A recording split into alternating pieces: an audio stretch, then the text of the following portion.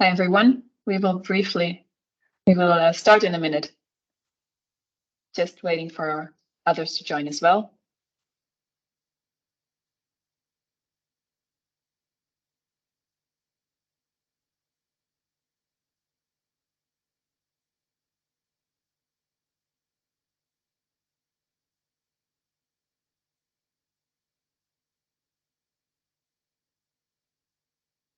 I think we can start. We're already 35 people. That's great. Yeah. Welcome everyone to this third edition of Hungry for Exchange. It is the interactive webinar series of the FUSILLI project. FUSILLI project is about urban food planning and food system transformation. And in these webinars, we explore a range of topics that arise either within our project or within the wider knowledge community involved. This third edition is on green growth, post-growth, or degrowth. And we have today with us Line, Emel, and Karoliina from Oslo, Izmir, and Tampere. Before we dive further into a bit of context, I would like to give the floor to Regine. Yeah. Thank you, Jonathan. Yeah, I'm the one who is keeping an eye on the technical stuff of this webinar. So I'm Regina, I'm responsible for communications in FUSILLI. For this webinar, you can, if you'd like, leave your camera on. Please note that the webinar is being recorded. So if you're fine with that, you can leave your camera on. It will be shared on the FUSILLI website after the meeting. You can unmute yourself and also switch your camera on if you have a question that you would like to ask in person. And I can also unmute participants if we hear some background noise. I will take a look at the chat. So if you're more comfortable in asking questions or having remarks in the chat, I will take a look at that and we can then include it in our discussion. And if you want to support us in improving the webinar, I will share a short Mentimeter survey that will not take you longer than 1 minute to answer with 3 questions and what you liked and what we can improve. Thank you.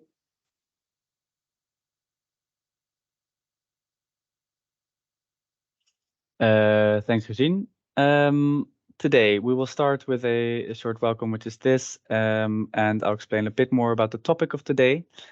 Then we start with the presentation of Karoliina, move to a Q&A discussion, then on to Line, and then we close with Emel.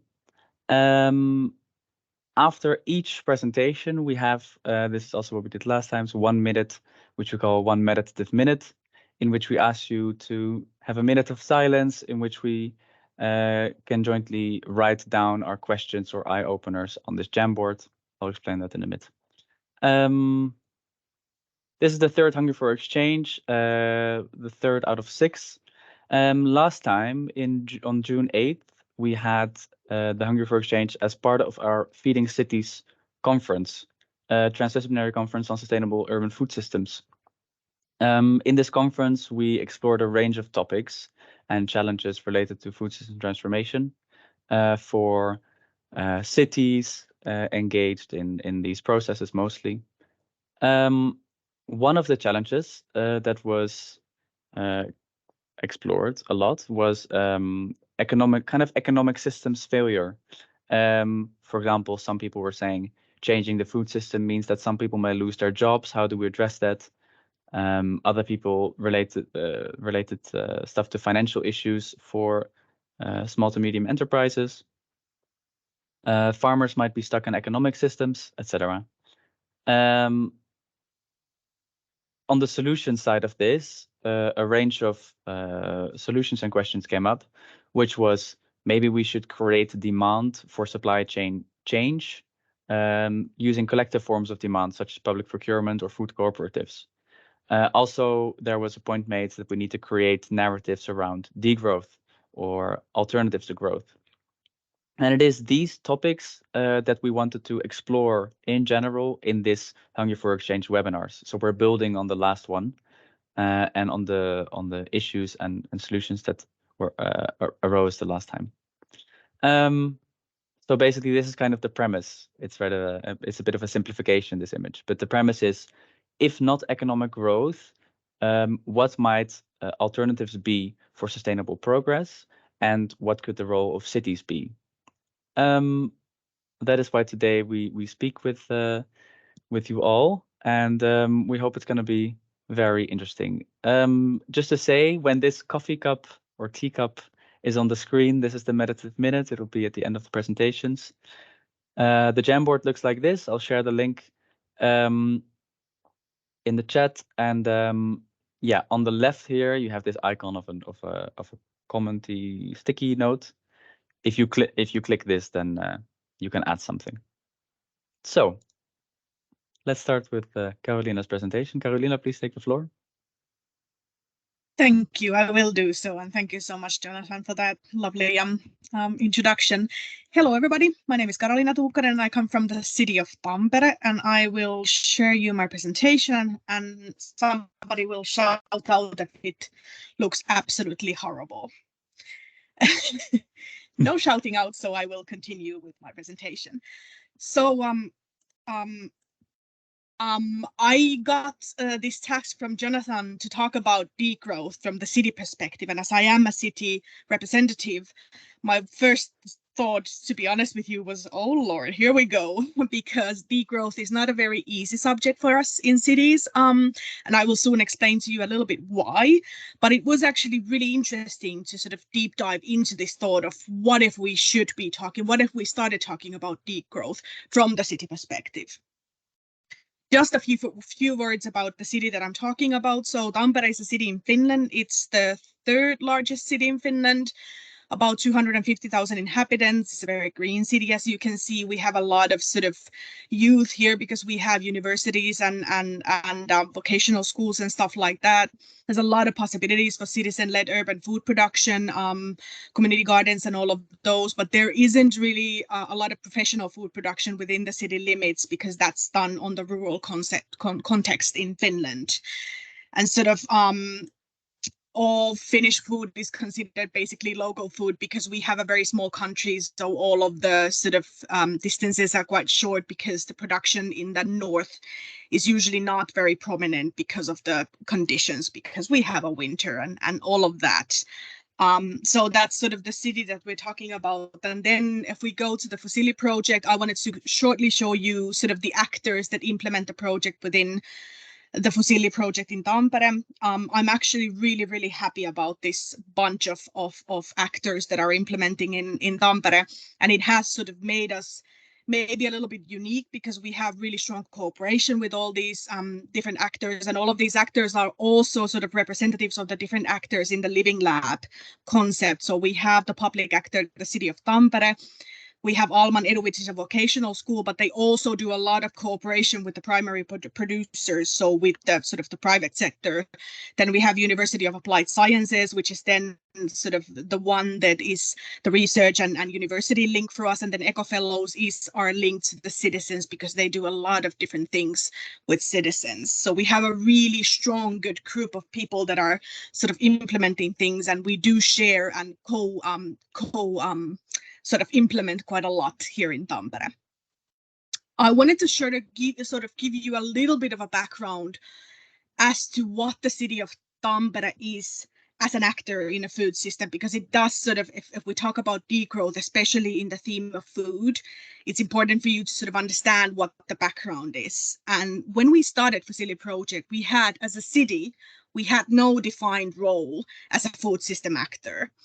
And it was only during the FUSILLI project that we started to recognize the different roles that the city could have as an actor in the food system. So it's been a long process, and we started from basically zero. So it has taken us almost 3 years to come to this point, but we have been able to sort of now come up with a couple of roles where the city is actually an integral actor within the food system. So obviously meal services is one thing because the city does own a very large meal services provider called Voimia Meal Services, and they provide all the school food and all the kindergarten food and food. They provided food for hospitals and still do, and they provide food for elderly homes and such things. So they provide a lot of meals. So they're a very, very important actor within the meal services sector.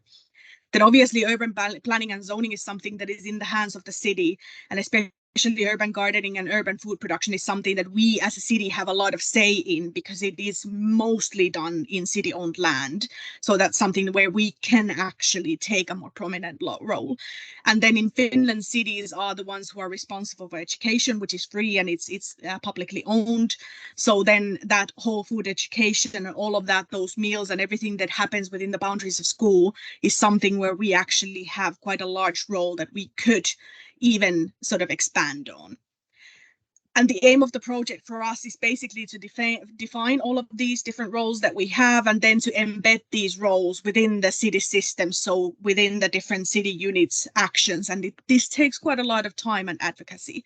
And one of the main things that we do, the main tools that we have in use is that we have actually already started to do this food policy action plan, where we sort of define different kind of actions that the city could take in the future to be a more prominent actor within the food system. And then our sort of living lab as a tool is one of the things that we use to co-create and test out different ideas, and also to have these different kind of actors come together and plan the things that we need to do as a city in Finland in order to have a sustainable food system. But then we go to sort of this topic of the day, which is a very difficult topic, as I said, from the city point of view, because it's really difficult for me as a city representative to talk about degrowth. I will do so today, but it took me quite a lot of courage. As a personal person, I can do that. But as a city representatives, I think for us in Finland, at least, the whole sort of modus operandi of cities is based on economic growth. And the idea is that economic growth is the one that brings welfare to cities and citizens. And cities and municipalities actually race to get any kind of investments and big companies to position themselves in their area, because this is the one that brings the taxes to the area. And this is the one that brings money, which is also considered to bring welfare and happiness. And even talking about degrowth is quite difficult when the idea is that actually money is the one that brings us welfare and happiness. And even all of our measuring for welfare is basically based on money at the moment. So for example, GDP is one of the measurement tools that we use for that. And then if I look at myself as an actor for the city, for the environmental unit, and also for the FUSILLI project, even we are demanded to show profitability as cities and as projects as well. We talk about profitability quite a lot in FUSILLI project as well in certain work packages. But how do we then measure that? If it's economic growth or more money produced per person that we look at, is that actually enough to measure the services that a city actually should provide for citizens? And should we even sort of expect cities to work as companies? So this is something that I know that we have actually discussed this, especially from my unit, which is the environmental policy unit, but it's a very painful discussion to have because of the whole idea on how we see welfare being formulated for citizens through economic growth. And then if we talk about producers, food producers, which already are actually struggling quite a lot economically in Finland at the moment, it is a painful discussion because basically you're saying you shouldn't really make that much money to people who are already struggling and whose identity is so strongly tied with producing food. So it is a very difficult discussion to have, especially with food producer, because of their identity, which is more than just economic entities. It's actually producing good food for the citizens in Finland. So we have all of these sort of different kind of pushings and pulling things when we start to talk about these really painful issues of how we should measure welfare and growth. And then obviously, especially because I come from the environmental policy unit of the city, we sort of see that many of the things that we have wrong environmentally, so the climate crisis and resource scarcity and all of those things are actually caused by consumption and growth and the idea of growth. And changing that narrative from consumption to welfare is something that we should talk about quite a lot more. How can we actually measure welfare in another way that it isn't GDP related? And how do we change the narrative from welfare being consumption-based to welfare being action-based, for example? And we have learned a few things along the way.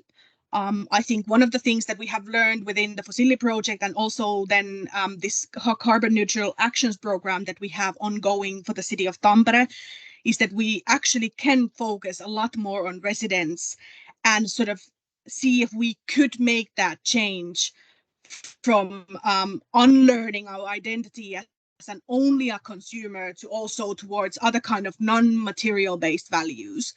And the carbon neutral actions program, and we cooperate quite a lot with them, especially on the theme of food, they use quite soft measures, nudging and all of those kind of things, and trying to find new values and new ways of finding welfare and happiness for the citizens that isn't actually consumption based, which is something that has been quite interesting and quite exhilarating to see that we're sort of starting that discussion now as a city, even though it is quite soft measures at the moment. And then one amazing tool that we have in use is actually education, because historically we have a very strong educational system which is not afraid to have those difficult conversations about ideas and philosophies that are usually maybe even considered a taboo. So, for example, discussing what is the difference between want and need, so material values or non-material values with kids is something that we can actually do through our education system and schools. And then one thing that we have as an economic tool in use as cities is actually public procurement, and 17% of the GDP in Finland is actually through public procurements. And we could use this for good. So we could actually procure sustainable food and sustainable things and services instead of sort of unsustainable ones, which is the modus operandi at the moment still. But we are actually focusing on public procurement and sustainability at the moment. And then also, I think us as projects, because we are a little bit separated from the city sort of core functions, we have that role where we can actually raise these difficult conversations and ask these questions. What is the role of cities in future? And should we maybe focus more on welfare instead of growth? Or can there be both? Maybe not. And also then sort of bringing these other actors into the conversation, like civil society or research or even companies, and look at what we could actually do to change this current narrative, which from the environmental point of view is quite damaging, I have to say. And then in the end, and I'm going to finish here, I promised that I would sort of give you a few questions that I and us as a project were thinking about quite a lot here in the city. At the moment, I think the answer for the first question is a hard no. I don't think we could step on the toes of big actors as supermarkets. But then I think the second question about how we measure welfare is really important, that we need to discuss that more. And then also redesigning the role of cities towards non-material values is something that I would really love to see more. But that was my sort of cup of tea for you guys. And I'd love to hear your questions now. Thank you. Amazing. Thank you, Karoliina. Yes, I see some applause coming up.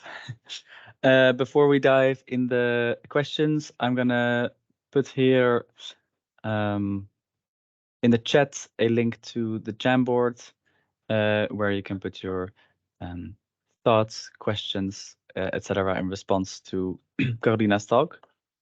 So yeah, let's take a minute.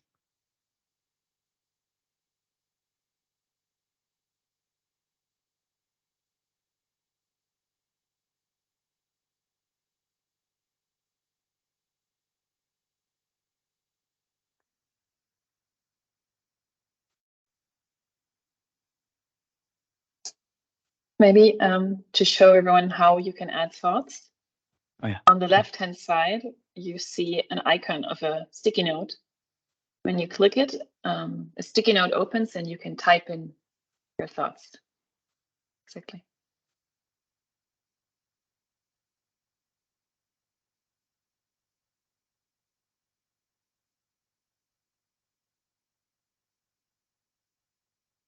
So for example, in the chat, I saw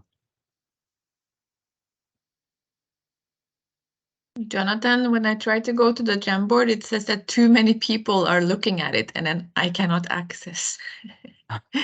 do other people have that issue? Yeah. Uh-oh. Yeah, I see 20 total viewers.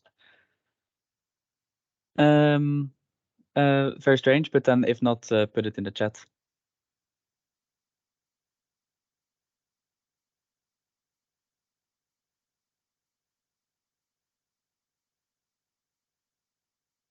And maybe those who are done sharing their thoughts can log off Yeah, to good make point. space for others.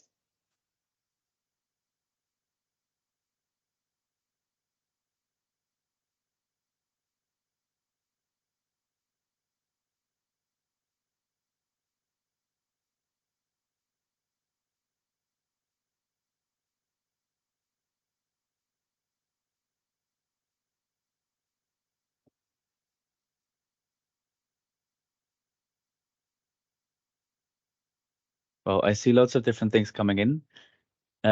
Take your time to add more. In the meantime, I would like to start with first thanking Karoliina also for the courage to talk about this. It's what you started with, and the courage to have this talk. So thank you. I wanted to ask with Line's a question actually that I saw in the chat. Line, you said in response to on the slide seeing no defined role as a food system actor, what about public procurement of food and drink? Could you elaborate maybe a bit on that and either Lina on the question or Karoliina on the answer? Yeah, I was just a bit surprised when you said that you didn't or maybe I misunderstood that you didn't recognize that you had any role in the food system. And this was in the beginning, right? So I was just a bit surprised that you didn't count public procurement as a food system role. Yes, you touched upon a very sore spot there. I recognize it as a role for the city. But then when we look at the entities that are doing food procurements, they have not recognized their role as a major actor in the economic world. And we try to open this discussion within the FUSILLI project from the first months that we started operating. We contacted, and I'm not going to name these entities now because this is going to be quite a negative sort of statement. We contacted those entities and we're like, hey, you're a powerful market actor and you do quite a lot of food procurements. We would like to talk to you about those and maybe see if we can do some cooperation and maybe have a look at the sustainability. And the answer was a hard no. They didn't want to have any discussions about it.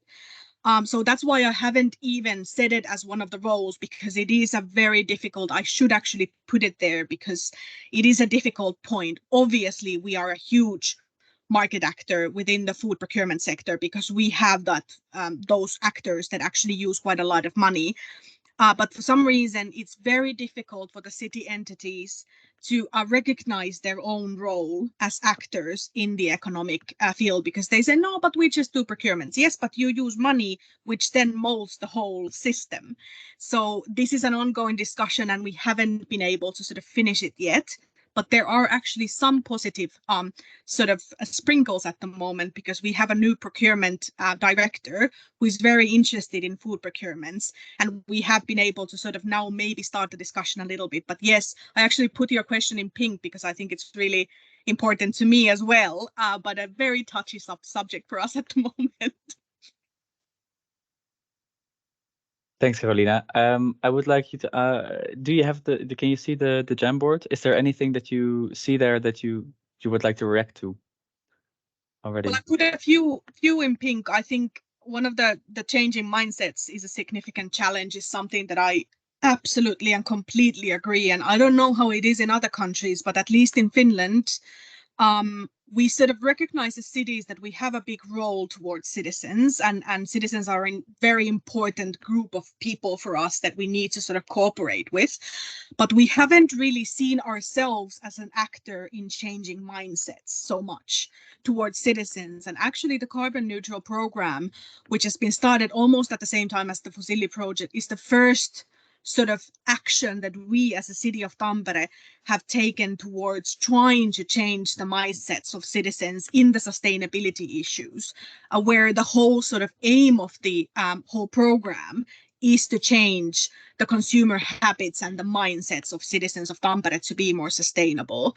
As I said, soft measures and nudging, so not hardcore measures at all, but I think it's really important that we have now understood that changing mindsets is a significant challenge, and cities also should be doing something, because we have a direct link to our citizens, because we are sort of the representative of our citizens on the bureaucratic level. So I completely agree with that, and it's been really interesting to see how we have sort of now started to understand that as a city here in Finland. Cool. I also see a number of the responses also just being interested.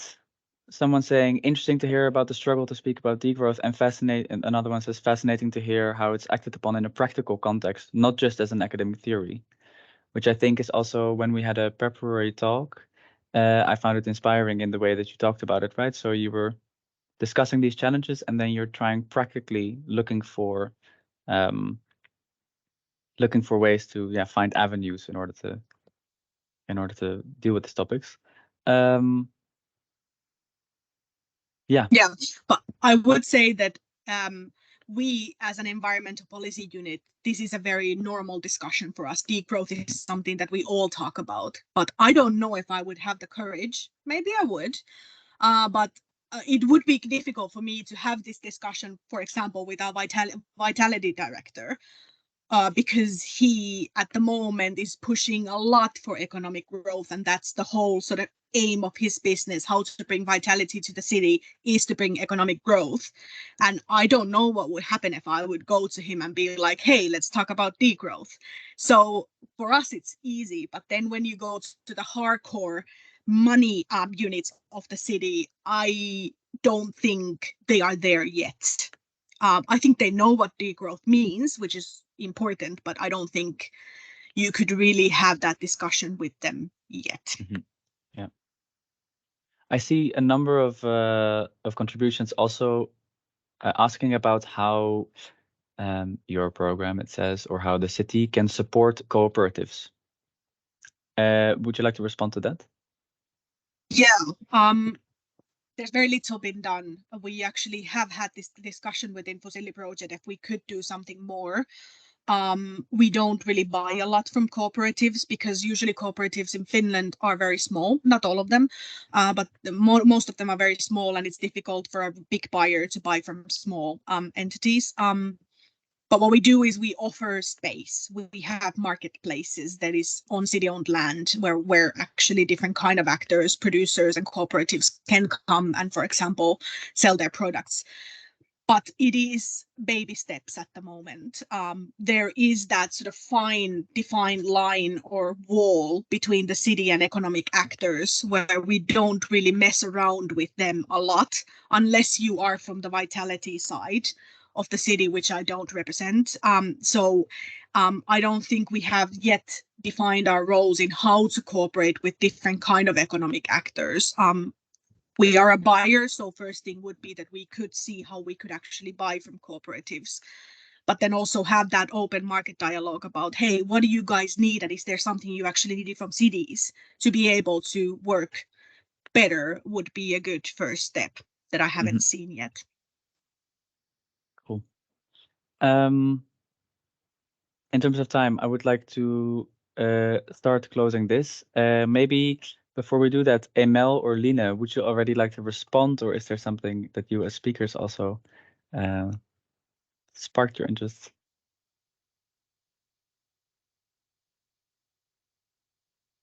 I guess I could comment.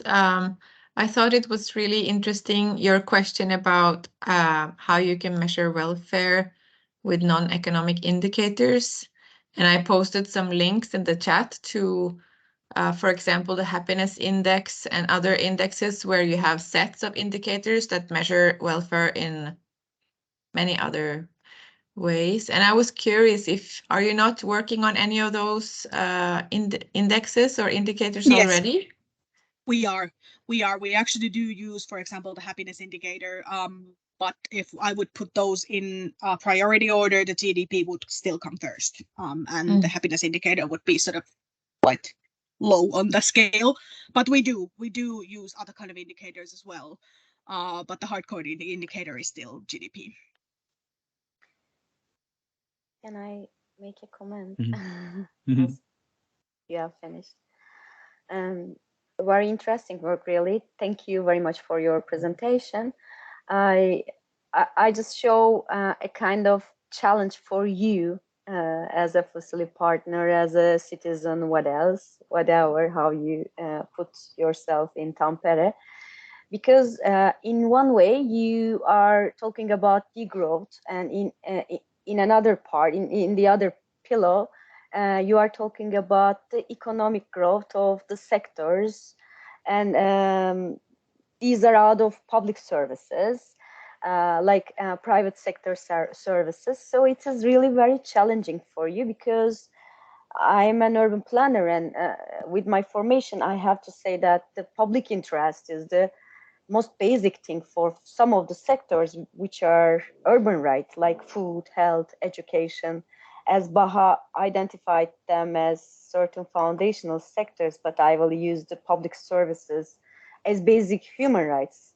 Food, health, education, housing rights must be publicly provided, and now you have a great challenge with the private sector. I hope you you can solve the problems. Thank you. Yeah, it is true, and the city has limited ways of affecting the private sector. But actually, in Finland, we have noticed that because we are a very publicly driven country, the cities do have quite a big effect on how the companies operate. So by showing example, by doing different kind of procurements, because we are a big client and a big buyer, because we use a lot of money to buy things from the private sector. So that's our way of sort of also guiding them, because if we require certain things, then they have to start producing those things if they want us to be their client. So we do actually have a huge role in also molding the markets, which we don't want to recognize because it's a really strong role. But I would raise the issue that actually we can also affect the private sector in many ways that we haven't really wanted to talk about before. So yeah, but I agree with you. It's a good point. Thank you. Yeah, thank you very much. Let's continue with Lina's presentation. Lina, would you like to start with the video straight away, or would you like to introduce yourself first? I'll introduce myself first and introduce the video. Yeah, good point. So I'm Lina. I work for the city of Oslo, and I'm the FUSILLI coordinator for the city of Oslo. And the video you're going to see in the beginning is a video from one of our Living Lab demonstration sites. It's the office building Karoliina, where we are exploring solutions for sustainable and healthy eating at work. And I just wanted to warn you that I think my presentation is going to be quite different from Karoliina's and with a quite different focus. So I hope you can your mind can can switch to a different way of thinking. Okay, you can show the video now. Cool.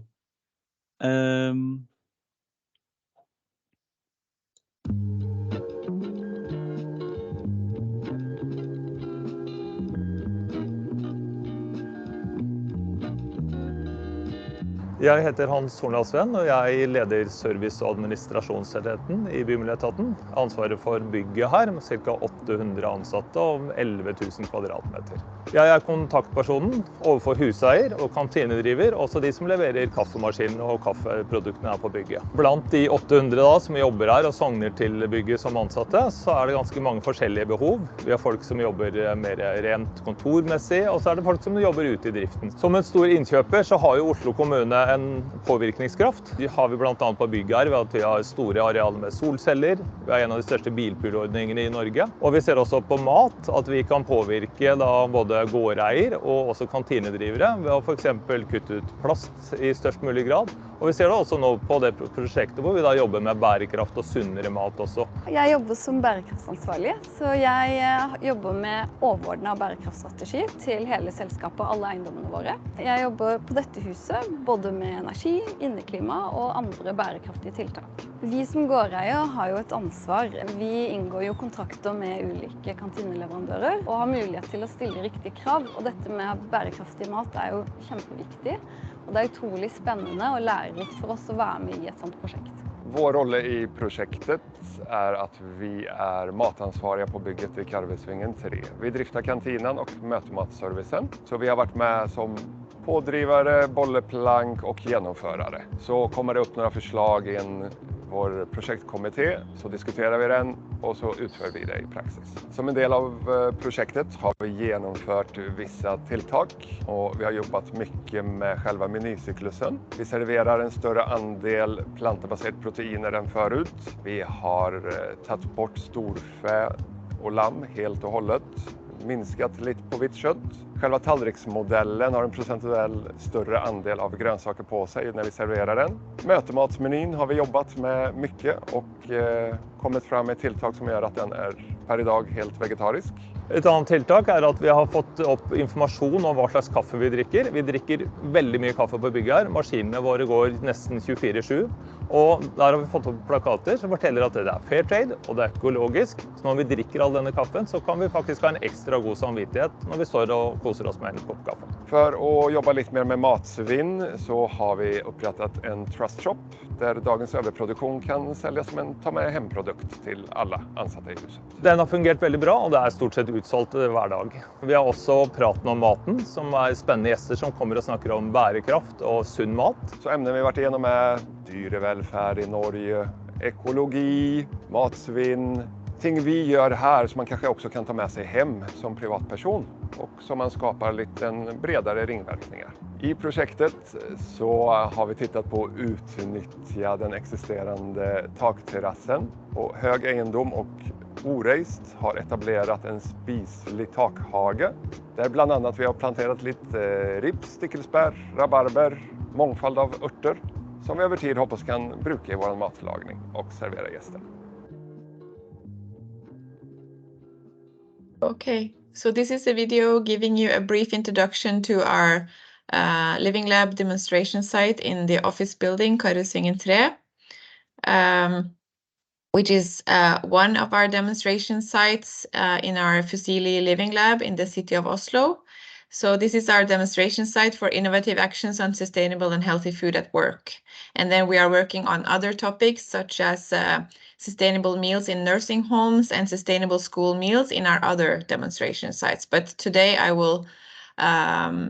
today will be sort of the story of our collaboration in this office building with the commercial stakeholders who are in the building. Okay, next please. So our collaboration partners or a stakeholder group, if you would like, in this demonstration site is the building manager, the food service operator, and then us as a tenant, Agency for Urban Environment, which is where I work.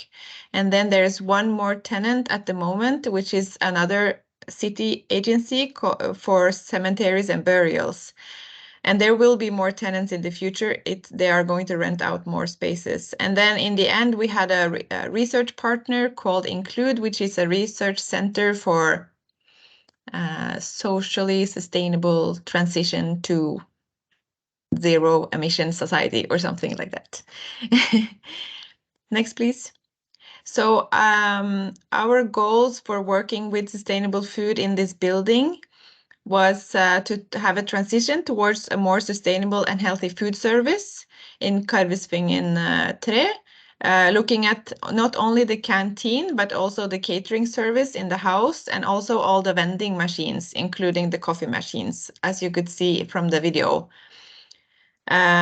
We wanted to reduce meat consumption, which is an important goal for the city of Oslo, to increase consumption of fish, legumes, vegetables, and whole grain, to have more healthy food, increase consumption of organic and fair trade products in the building, to reduce food waste, and to reduce consumption of sugar, salt, and fat. Also thinking of healthy food. Next, please. So here are some of our actions and activities in 2022 and 2023. We are ending the tight collaboration now this year. So this is the things we have done more or less. We launched a completely vegetarian catering menu for the house, and we did like a tasting event for everyone to taste, which was very popular. And then we had the food talk seminars, which they are lunch seminars every month with different topics related to food for all people working in the building. We do it during lunch hours in the canteen. Then we have been working with the vending machines. So we have one vending machine for selling surplus food from the canteen, and then another one. We removed the unhealthy snacks and drinks vending machines and replaced them with a new vending machine for more healthy alternatives. Then we did the posters on the coffee machines to raise awareness on the coffee we were drinking, which is always organic and fair trade. This is the rule of the procurement for the city of Oslo. We started planting edible plants on the roof terrace. And just a small thing we did was to replace the waffles with instead of normal wheat flour, we do whole grain wheat flour. And then, of course, the biggest change has been the menu in the canteen, where they now have 3 vegetarian days per week, 1 fish, 1 pork, 1 chicken, and they changed the soup to be gluten-free and lactose-free, and they really worked on the salad bar to expand and to make it more attractive. Next, please. So going into this, I would say all of 2022, it took a long time to start doing the actions and activities. Most of them have been implemented in 2023, and they were discussed. Some of them were implemented in last year, but mostly discussed because there were many concerns with not only the commercial partners, but also from our side, because we want to have a successful canteen so that it doesn't go away. And we also understood that everything we suggested had to be profitable for the canteen in order to be viable. So there were a lot of concerns on both sides, actually, that there would be complaints if we made some changes, especially to the menu in the canteen, and that the sales would be lower, especially on vegetarian and fish days, because this was the experience from other venues that especially Sodexo was operating. And also if there were, for example, they said that to make the new menu, they needed new tableware. So who would cover the costs? So there was also a question of doing the investment costs to do all these changes. Next, please. So to try to meet these concerns, we started working on insight and data to show that that it would be possible to do the changes and keep the sales at the same level or higher. So we looked at the HR data of the building with all gender and age. So we had the full insight into gender and age of the people working in the building. And then we combined this with looking at other reports on food preferences of different groups to try to reassure, especially Sodexo, that but also the facilities manager from our side, that we would have a happy staff even with the new menu, because the staff is quite young, and there's a high percentage of women, and young women are known to be the most positive when it comes to sustainable and healthy food. But doing this seemed not to be enough to reassure, so there was still a lot of doubt and resistance to doing the changes. Next, please. So what really changed it for us, and for Sodexo especially, and the facilities manager, I would say, is we did a customer satisfaction survey with some extra FUSILLI questions. And I'm sorry if you cannot read it, but the first picture on the left, it shows we asked them if they were motivated to eat more and sustainable and healthy food in the canteen. And the answer was 75% answered yes, very much, or yes, to some degree, which is the green color. And then the other question on the right side is, do you expect the canteen and your employer to take care of this and to facilitate this? And the answer was even more clear.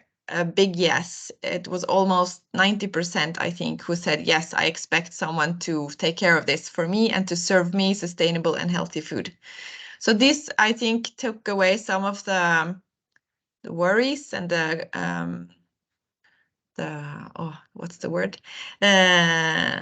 concerns.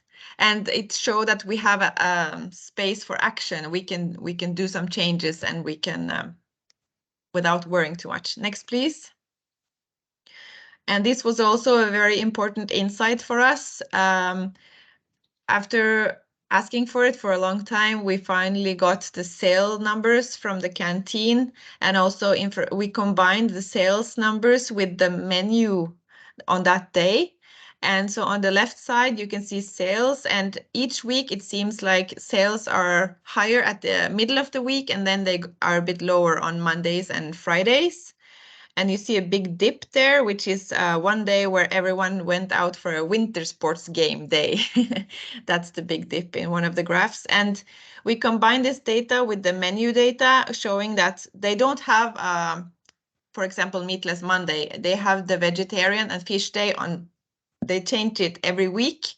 So this shows us that sales are not dependent on menu, which also gave us the opportunity to feel reassured that you can serve fish and vegetarian, and sales will remain the same. It's not the menu that's the issue. It's more maybe the home office, that people are more on the home office on Fridays, for example, then that's why sales are lower, and not because of menu.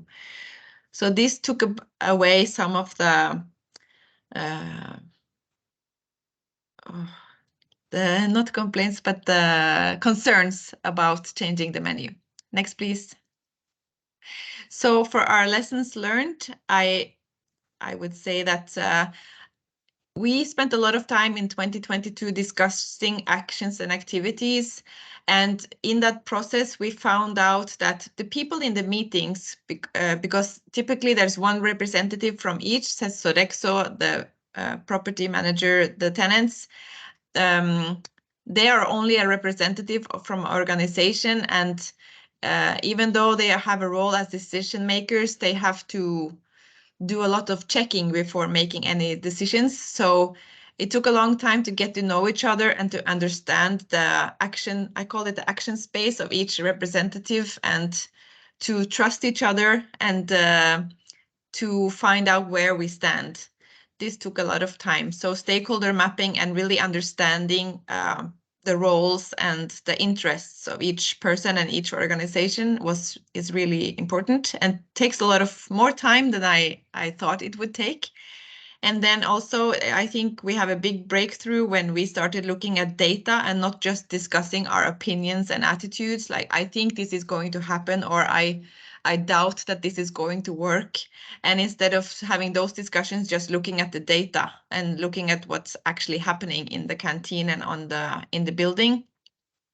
So when we discuss the strength and weakness and opportunities and threats, don't not base it on opinions and attitudes, but on real data. And then in the end, just to be open and honest, I think it took a long time to get to know each other and to trust each other. So it was after a good while that we were able to be open and honest with each other, I think. And that's when things really started to happen and we were able to implement all these actions and activities. That's it from me. Thank you. All right. Thank you so much, Line, for this great presentation and great video. I saw in the chat already someone asking if they could have the video, but we can talk about that later. Again, I would ask you to go to the Jamboard. If you click on the, can I see it here? Yeah, if you go to the next page, you also find, I can also do the link again. You find Line's page. So yeah, let's take a minute. And if you can access the Jamboard, you can share your thoughts in the chat, and we can then copy them to the Jamboard.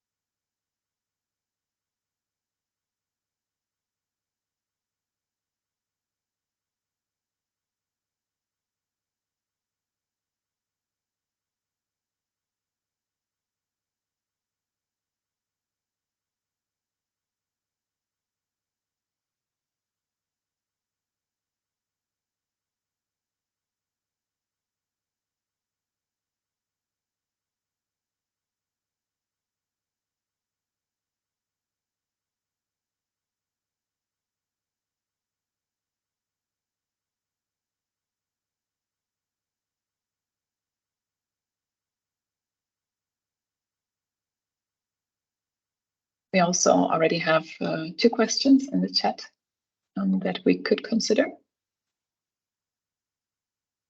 Yeah. I see in the chat a question by Adria. Great presentation. Are you including seasonal and proximity criteria in your menus?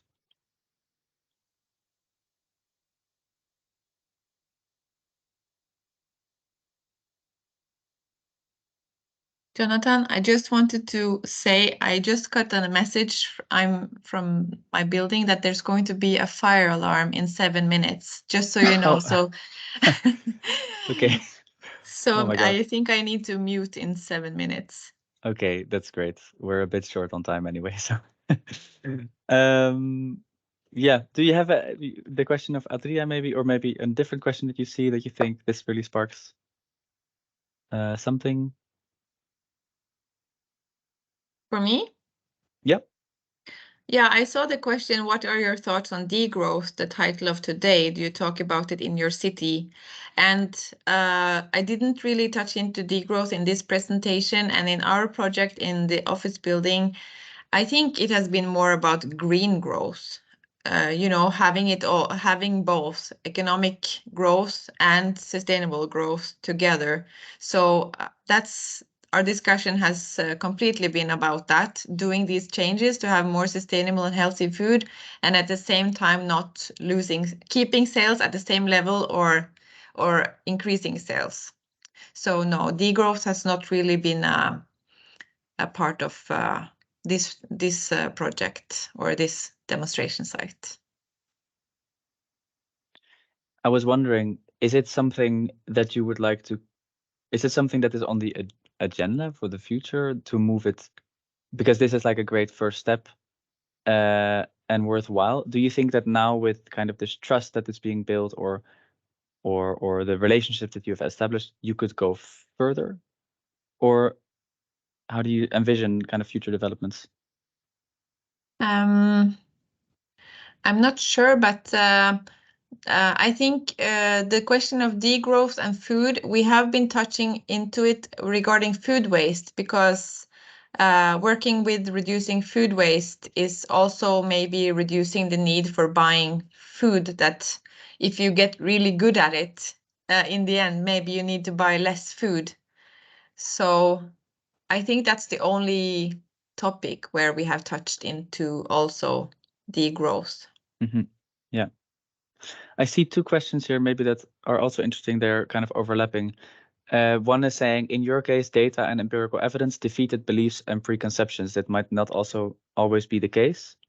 And another one, also in green, says, although you mentioned the initial concerns, would you say that all actors involved were keen or some were openly opposing it? I think they kind of relate in a way. Has it always been easy? Have people been opposing it? And then also, was it only about the data or was it also about other things? I think in our stakeholder group working together in the building, everyone was positive. You know, Sodexo, they have a sustainability strategy with more or less the same goals as the city of Oslo. And also the property manager has a sustainability strategy with more or less the same goals. They don't really have goals on food specifically, which I'm curious to see if they will have in the future after this. But they definitely have sustainability goals. So I think we were more or less on the same page when it came to making the food more sustainable and healthy, but we also agreed that we cannot damage sales for the canteen because we need to sustain the canteen, and sales is crucial to sustain the canteen. There is, I don't know how typical this is, but one thing is the customers paying for the food every day, and another thing is the employer paying an annual fee to the canteen operator for subsidizing the prices so the staff can have lower prices when they buy food.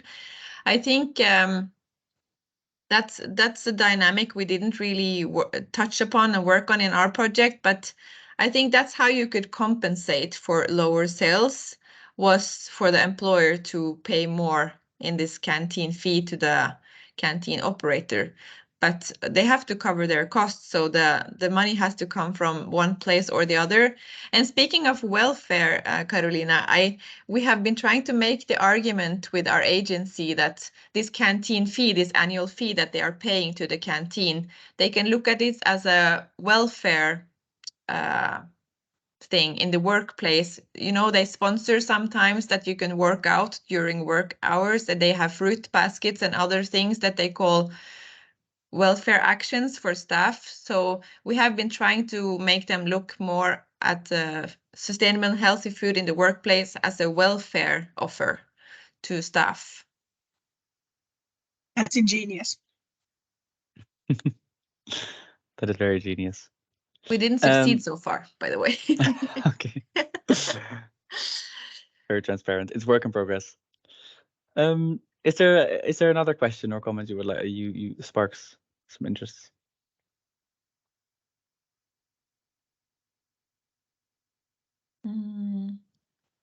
Yeah, so the comment, in your case, data but defeated beliefs and preconceptions, not always the case. I think we were open to the fact that looking at the data could also prove that Sodexo was right, that sales would go down if we increased fish and vegetarian. And so we didn't get there in our discussions because it wasn't the case. But if it was the case, I think everyone agreed that it would have to be taken into account, that since we were all agreeing that sales had to remain the same or higher, then it would have, I don't know how that would have went, but we were open to that it could be the case, but then it turned out it wasn't. So good for us. Yeah. I also saw one, maybe a final one before the alarm goes. Do you have unions like worker unions? Because in our country, the food and meat is part of the contract. How do you achieve this way of thinking with bigger crowds? Yeah, I think that's a weakness of the work we did in Karoliina 3, is that we didn't we interviewed staff and customers in the canteen, but we didn't really involve the staff in the building to a large degree. This was a small group of decision makers doing decisions without really involving everyone affected. So I think that's a big weakness of our work, and it wasn't up to me. So if it was, I would have done it differently, but this was not a part of our work, and I think it should have been. Cool, thanks. Maybe also in relation to time, I would like to ask either Karoliina or Emel if you have any final thoughts. And then, yeah, Emel? I love the idea of the video because especially the youth. Okay, your alarm is, you are muted. Especially young people like to watch such things to learn. So I think it's it's like the preparation of it. It is like for young generations. I loved it, and it was a very good idea. It was very smooth and in my stereotypical perception, very Scandinavian. Very nice. Okay. Shall we move on to? I see a lot of things happening, right? So also in the last Jamboard, I think there's a lot of points from Karoliina that's also left untouched. And here again, there's many things that come out of this. I think it's nice if we can share the Jamboard slides as well afterwards, or we keep the link open. Maybe after this webinar, we can exchange some stuff. You can also email me with questions, and we can put it through to the speakers, etc. So we'll talk about that later. Great, Emel. Then I would like to give the floor to you. You want to share your own slides, right? So okay. I'm going to stop sharing. Okay, thank you. Now I think you see my slides. If it's okay. I will start. It's unfortunately I'm the last speaker because the previous two speakers were very good and the presentations were very exciting. I think it will be boring to talk about a case in Turkey. No, not at all. I will present to you one of the actions emerged within Karşıyaka Urban Food Strategy document, which includes basic. Sorry, I couldn't find the word. I'm checking. Principles, strategies, and actions. There are 4 principles, 8 strategies, and 75 actions. I am going to present you one of these 75 actions today, which is the agroecological producer network for degrowth in the conventional food system from Karşıyaka. Before starting, our greatest challenge was whether an urban food planning, a holistic urban food planning work, urban food strategy, urban food actions be influential in degrowth, because the economic system is very widened in the food sector of urban settlements, of which Karşıyaka is not an exception. Karşıyaka is located in the western part of Turkey. It is one of the districts of metropolitan area of Izmir, and Izmir is the third greatest city, which is a port city also. Karşıyaka was a totally self-sufficient settlement at the start of 20th century, and now it is totally dependent. It cannot produce its own food, it cannot produce its own energy, water system management, what else? So it lost its self-sufficiency at the last century. And so for a more just, more ecological, more participatory food system, which includes food sovereignty, food right to the food, food democracy, we started a program for preparing Karşıyaka urban food strategy. And you see here is a QR code. You can find the document here, but It is very new and we couldn't have translate into English yet. So if we do, I will share it. You see 4 principles here: a just system, a locavore system, participatory, and agroecological system. Maybe locavore here seems a bit different or not understandable. Please remember omnivore and carnivore and think this is locavore. But locavore is bigger than a local food system because it encompasses it avoids itself from a local trap, and it encompasses an agroecological and just system. So we chose the concept with people in Karşıyaka citizens, these words. We used the citizen science as methodology while doing this. And at the end of the process, we were awarded with the first prize of one of the good practice awards in Turkey, a national award. Here you can see the total of the work in brief. We produced food metrics. We produced a methodology, a specific methodology.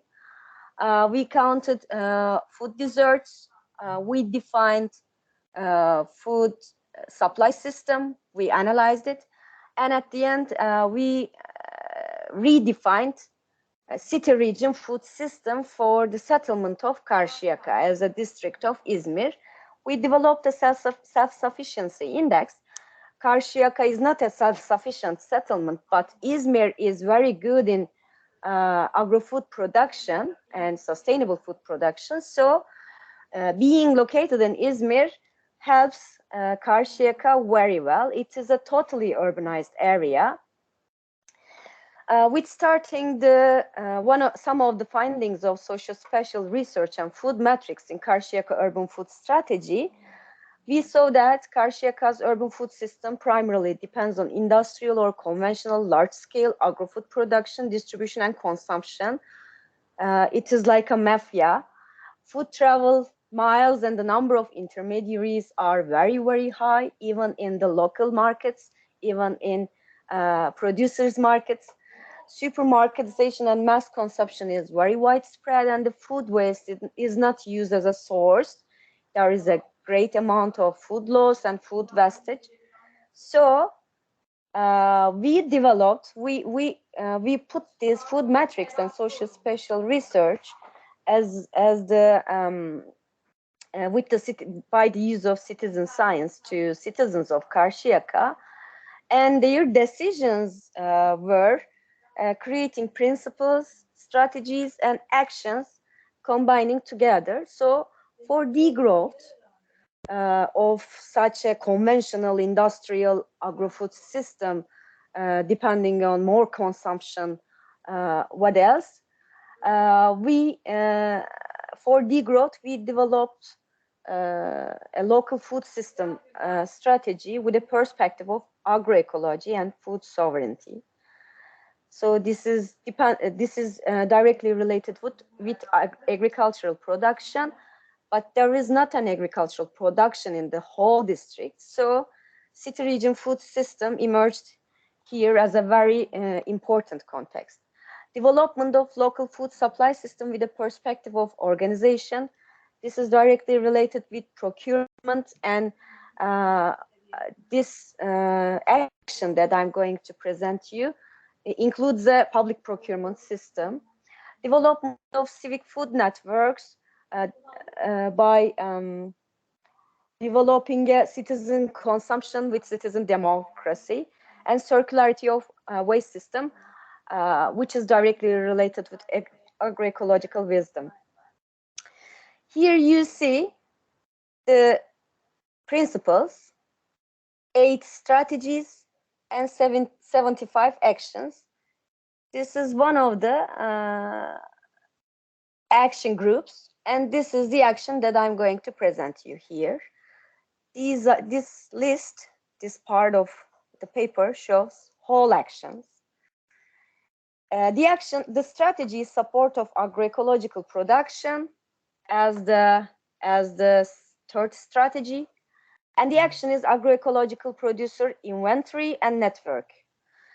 The target of the action is degrowth of conventional consumption and growth of agroecological agricultural production consumption in city region of Karşıyaka.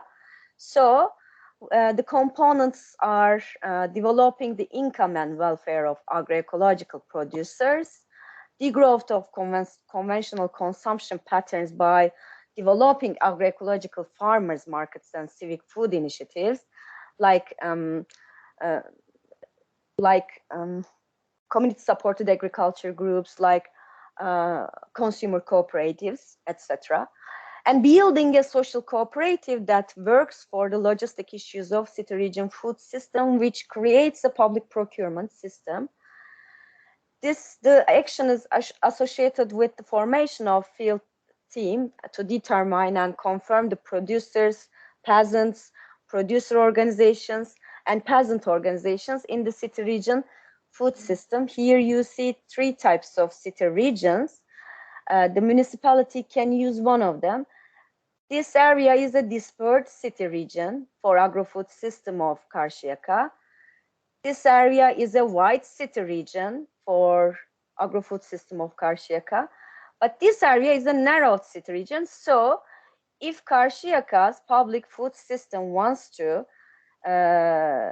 provide food from this area, it is possible because everything is produced here, whatever is needed.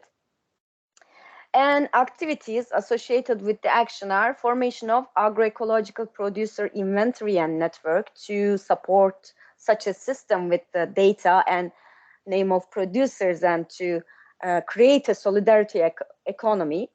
Development and support of civic food initiatives, consumer cooperatives, agroecological farmers markets, community supported agriculture groups, buyer clubs, etc. With this network and with this inventory, the farmers that have been included in a pilot inventory work, we just could complete a pilot work, are various like landless agricultural workers who are forced to work in poor conditions and are fired after being members of agricultural syndicate or union. Producer, these are mostly women. There is a gender perspective is working here. Producers of community-supported agriculture groups and consumer cooperatives in Izmir, already operating ones. Member producers of peasants' union in Turkey as a network, as existing network, and agroecological producers that take part in village cooperative, which is also an existing organization.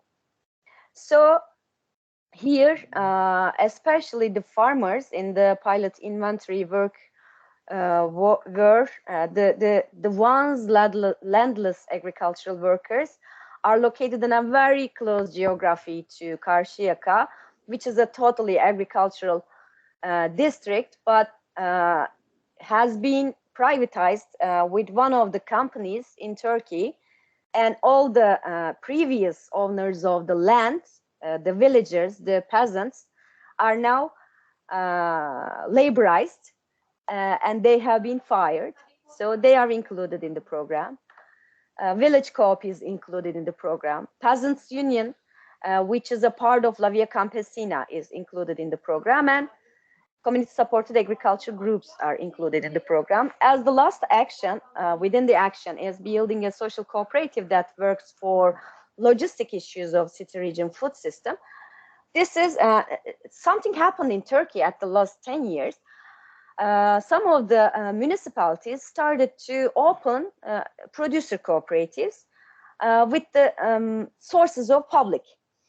They have cars, for example. They have the advantage of carrying something from somewhere, and then they started to make some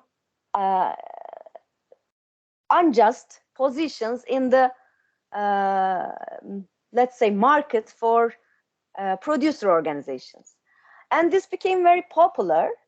Now it has been understood that this is not a good way to support agriculture for municipalities. So if they want to support agricultural production and agricultural organizations, they can provide a logistics system, which is the greatest challenge, which is in the hegemony of intermediaries or middlemen. So the municipality decided to do that. I don't know whether all these will be done or not, because we have an election in 1 year. Maybe the mayor can change and the new one may not believe all of these as the previous one.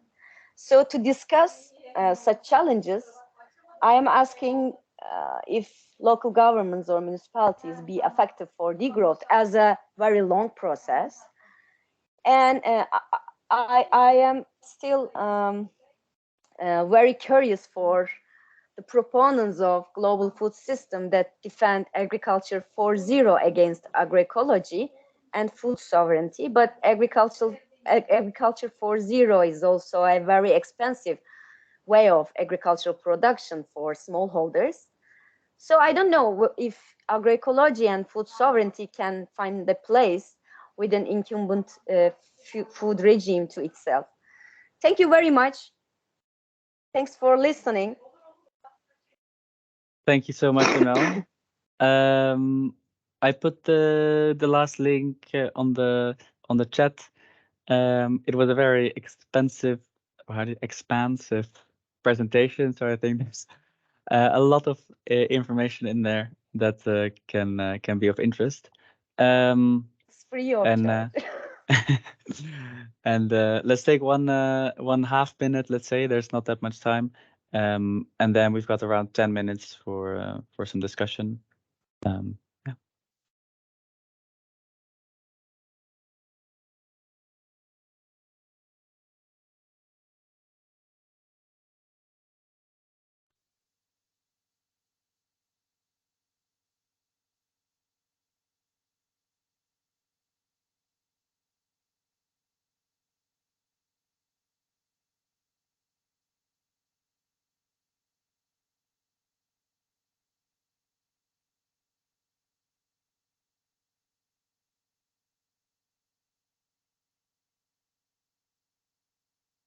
I just changed the name of Karoliina here.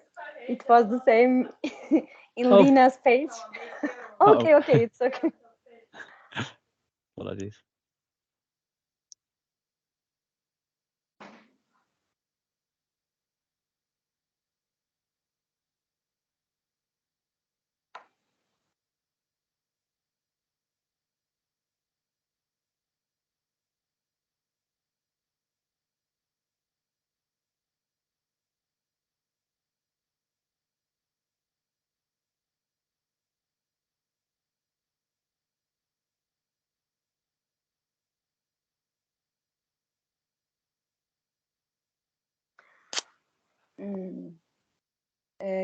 May I try to follow some of the questions? Maybe I can start with them. Sure. One is not in the Jamboard, but in the chat. How pricing is set for the spare food redistributed in the vending machine? Sorry, they were for Lina. Sorry. The current dominant food regime produces food that is usually less expensive than agroecological production or foods for consumers. This is due to subsidies, economies of scale, etc. Do you or other audience members, presenters, have ideas about how to change this? Indeed, maybe all of you are familiar with La Via Campesina. For long term, for short terms, conventional production or industrial production is very cheap for producers, and the output of it as the food is very cheap for consumers in short term. But in long term, the cases in the La Via Campesina shows that they start to lose the land, the earth.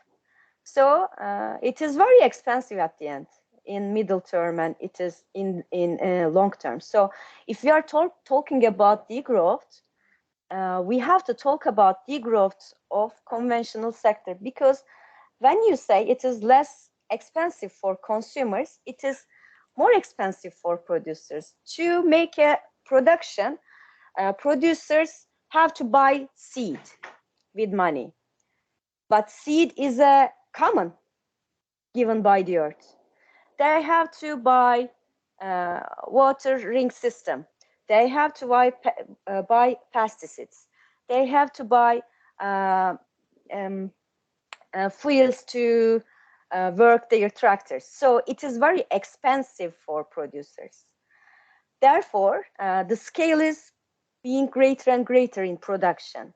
In long term, it is a very expensive way of producing because it is two-dimensional economic growth model. It is an output of two-dimensional economic growth model. When you put the ecological dimension, it is very expensive. So maybe we have to talk about that. There is a case maybe for another meeting. There is a case in Turkey which is showing it with the numbers, a specific case in rural. We can talk about that. And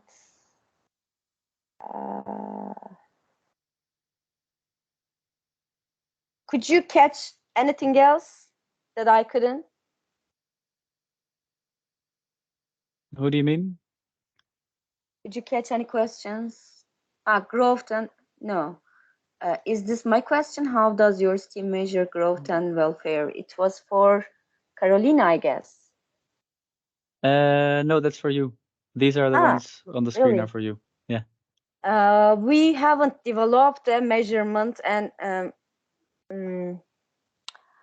let's say monitoring system yet, because as I said, the elections were very close and municipality expected us to finish everything as soon as possible.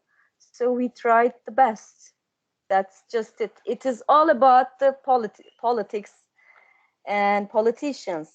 But if we would do that, measure growth and welfare, we would need some more data as food metrics, like research of urban poor, like the research of consumption. Yeah,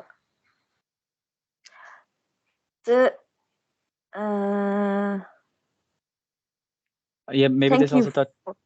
Oh, sorry. Sorry. You can. I was going to say maybe this touches also on this other question that's there, which is very interesting and encouraging, or a remark, very interesting and encouraging how university cooperation with local authorities and stakeholders can lead to change, hopefully. So it seems quite unique, right? You have access to a lot of data, you have access to, there seems to be quite some ambition in the plans, but then you also say it's quite dependent on. By the way, I didn't introduce myself. I am the coordinator of IDU team at FUSILLI project, and I'm also working for Karakaya municipality in Izmir. I'm working like a volunteer, but consulting the municipality. We also have been working with Nilüfer in FUSILLI project. That means that you're going to be an active big brother. Be nice and polite. Sorry, I think it was unmuted. Data are the needful basis tool. Through a lot of researchers and statistics are needed on the territory to get those. How did you manage? This is a very good question because I and 9 master students did all the work, collected all the data. We have collected, we created the metadata, which is composed of approximately 7,000 of units of information. This took 6 months, and to do so, we proposed the project to a foundation in Turkey, and they accepted it. We just found a fund to collect the data, to make analysis and synthesis in space. So it was possible, and the municipality didn't have any kind of data, including the social food support of citizens. They don't know where they are sending the food packages to help people. It was very interesting.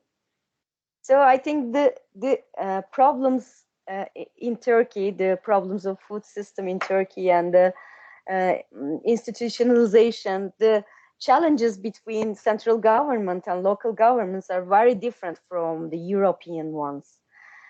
We have bigger problems because when an oppositional local government try to do something, the central government is against it, and there is a very big challenge for those that want to do something very good or very useful for the whole nation. But we are trying to exit some of these problems like that. So this one action is a very big action indeed, because it is depending on the grassroots movements and a solidarity economy for degrowth. So it is coming from the bottom and going to top. That's why I presented this action. Thank you, Emel. Just in terms of time, I still wanted to ask maybe Karoliina or Line if you have a question or remark for Emel, maybe also relating your own topics. I was just writing a comment, but I can say it. It was regarding the question if agroecology and food sovereignty can find a place within the incumbent food regime, which is on the right side there. When I was listening to the presentation and looking at this question, I was thinking that I think it can be play a larger and larger role as an alternative to the incumbent food regime. It's something that I feel like a lot of people are working on in all the cities in FUSILLI and all cities that I've heard about. This is creating alternatives to the mainstream food system. It's a continuous work, and you can increase it, spend forever to increase it. I hope so. And we are learning more and more, I think, through a project like this, for example, how to do it. Yeah, thanks. Karoliina? Yeah, mine is maybe a comment or of wondering. Just listening to the presentation, I think sort of the background is quite challenging, where you have sort of gone from a lot or everything to zero, and then you're trying to build it up again to something big and trying to find sort of solutions. And I know that you talked about cooperation in your presentation, but I think one of the ideas that I have, which is always a challenge for us, especially as a city representative, is how do we make sure that when we're trying to create something new, a new system, that we involve all the actors that need to be involved, because it's not easy as a bureaucratic actor, and obviously from country to country, even that changes because the cultural context changes a lot. And I don't know if you have like put a lot of effort in thinking about it. Like, do you have all the necessary actors involved that need to be involved in order to create a new system? Because you are basically trying to do a systemic change, which is something very profound. So I don't know if you have any ideas about that, but that's what I always think about. And I'm really sort of conscious what Line said as well, that you should involve as many people as possible, but then we as cities are not very good at it, and as public actors. So I don't know if you have any comments on this or ideas. Yeah, maybe a very short one. Yeah, a very short one. We implemented citizen science, which includes all the actors, private sector, academia, grassroots movements, muhtars, people, citizens, whoever, and there was a great participation indeed. And the actions, strategies, and principles were written by them. We just coordinated, facilitated, and documented, edited. That was it. But we showed them the food metrics, the results, and created discussions to create such a principle, strategy, action, work. Thank you. Very good question. Thank you very much. yeah, thank you to all of you. We're running out of time, so I'm just gonna close off. I think there's a lot more input, like I said, on the Jamboards that's not been addressed. So definitely, maybe it would be nice to send that around. For now, I would like to thank Line, Karoliina, and Emel for your fantastic presentations. Also for me, even though I have spoken to you before about some of these things, it was again inspiring and new perspectives. Thank you as well to all the participants here and people that attended. And for those of you that I haven't seen before online, also welcome. The next Hungry for Exchange, it will again touch upon different topics, and we will see that somewhere in spring 2024. Then before we completely close, I think Regina wanted to say something about the Mentimeter. Yes, thank you. I just posted a message in the chat where you find the link to a 1-minute survey. It's just 3 questions. We'd love to hear your feedback because we want to improve this webinar and see if you liked it. Thank you. And we will also share the recording of this webinar today with all registered participants. So you will receive an email from us. Great, thank you a lot. So the Mentimeter is in the chat. Then hopefully until next time, thank you as well. And if you're interested to present as an external speaker, feel free to reach out. If you would like to connect to the speakers or would like to stay up to date, you can send me an email or go to the FUSILLI website. Thanks, everyone. Thank you. Bye, everybody. Thank you. Bye. Thank you. Bye. Bye bye. Thank you. Thanks a lot. Thank you. Bye. Bye. Have a nice day. Bye. Ciao.